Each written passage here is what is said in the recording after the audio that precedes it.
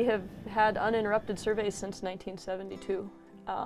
It was in the 70s when deer crashes across Montana and frankly across the West caused a lot of concern with Montana managers.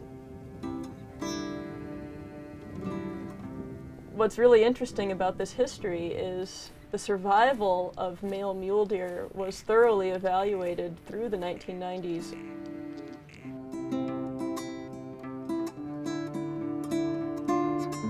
The Bridgers were selected because of a lot of prior research that we had done from 1975 to the early 90s.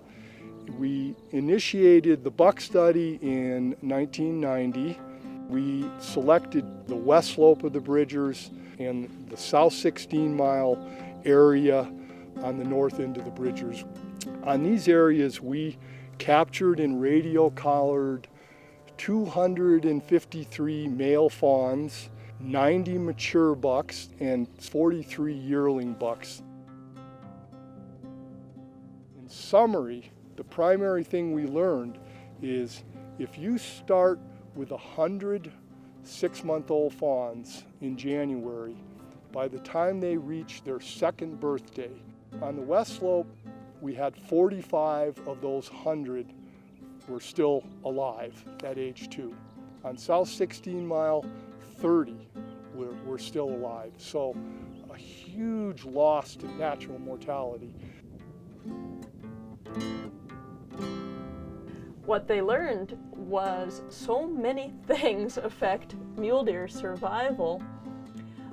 Mule deer fawns were dying from accidents, from malnutrition, from being killed by coyotes, being killed by mountain lions. Survival rate was quite depressed through the yearling year. So by the time mule deer came through that gamut, very few were able to be recruited.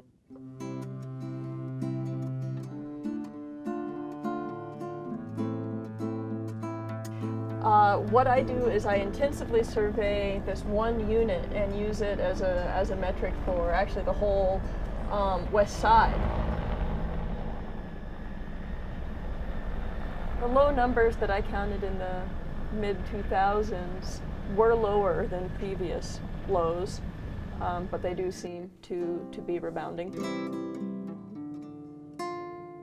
The Bridgers are known for its hunting regulation, which since the mid to late 1990s has been in a limited permit for bucks.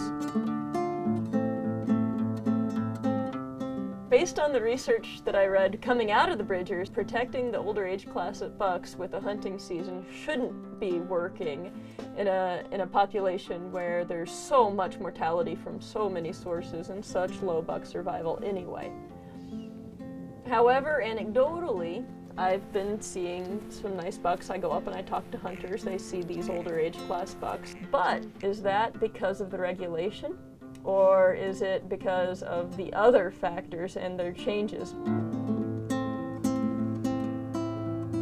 Weather patterns, summer and winter, mule deer are incredibly influenced by this. And then when I talked about the predation from mountain lions and coyotes, there are so many other factors in there too. 1080, a compound used to poison coyotes, was banned, and so after that point, coyote populations erupted. I am seeing mountain lions fairly regularly when I fly, either their tracks or the actual lion themselves. Whitetail appeared in the Gallatin in the 1970s. They didn't used to exist here. In my opinion, there is some kind of a relationship that I don't completely understand, but where we have dramatically increasing elk populations in many places. In concert with that, we have declining mule deer populations. Formerly occupied winter range by mule deer all of a sudden was urban housing developments.